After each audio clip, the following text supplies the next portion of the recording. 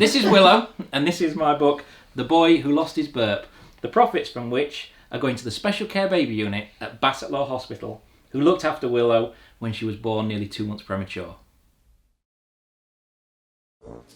Charlie was a world-class slurper.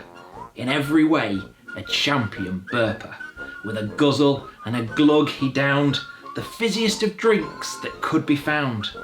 And as his tummy started to squelch, he let out the world's loudest belch. "Oh, Charlie," said his mum despairingly, while he lined up another burp daringly. "It's really not nice for little girls and boys to make such a rude and deafening noise. I wish your burp would just disappear. It's such an unpleasant noise to hear." But losing his talent was never in doubt, until the day his burp wouldn't come out. It was gone and vanished into thin air. His burp was silent. It just wasn't there. So he looked all over for his burpy sound and suddenly noticed, what's this on the ground? Fizzy green footprints covered the floor.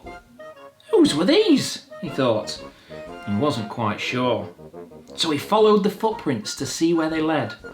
All over the house, even under his bed. And standing right there was a massive surprise. He couldn't quite believe his eyes. All fuzzy and bubbly, he just smiled and said, "Hello, I'm a burp monster. My name is Fred." "Hello," said Charlie. "What's in that sack? If you've got my burp, I'd quite like it back." "I'm sorry," said Fred.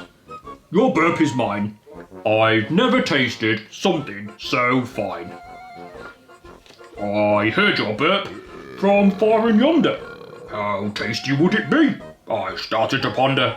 So I crept up behind you, and before you knew it, I'd stolen your burp and was starting to chew it. You see, us monsters really aren't vicious. We just like burps. And yours are delicious." "Okay," said Charlie, "let's strike a deal. I'll find you something better to steal." "That's it," said Charlie. "I've had a thought. Grandma says there's always Zeds to be caught. Have you ever tasted a snore? It'll be better than anything you've tasted before. It's loud and wheezy and snorty too. Perfect for monsters, just like you." So off they went on a snoring hunt, a mission to steal Grandma's grunt. And there was Grandma, asleep in a chair. Her rumbling snorting bounced through the air. It bounced off the walls and into Fred's gob. He started to munch it, the monstrous slob. He chewed and sucked and slurped. It was better than anything Charlie had burped. "Delicious, exquisite, simply divine. Eating a snore is the best way to dine. You can keep your burps. I'll eat 'em no more. I much prefer to devour a snore." Charlie was lucky. A tough lesson to learn.